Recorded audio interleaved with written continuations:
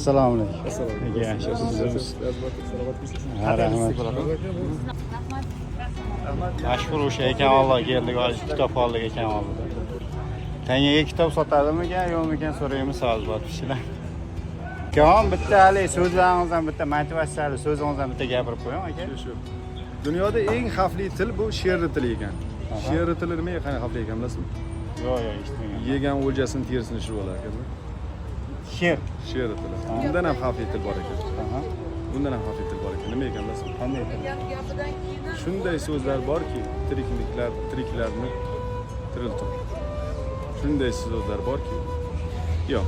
Shunday so'zlar borki, o'liklarni tiriltiradi. Aha. Shunday so'zlar borki, tirik insonni o'ldiradi. Endi u yog'ini o'ziga ko'rasiz. G'alati ekan. Sog' bo'ling. To'xtaymiz.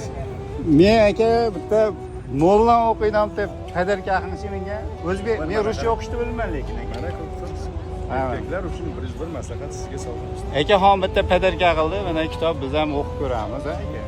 Bo'ldi, aka, maza qilib o'qib chiqasiz. Bunga ko'p vaqt ham ketmaydi. Yaxshilab bir o'qisangiz yarim soatda o'qib chiqasiz. Ha, bo'ldi. O'qib olib keling, yana yaxshi. Ishlaringizga omad aka. Sizga omad. Rahmat aka, sog' bo'ling, sog' bo'ling.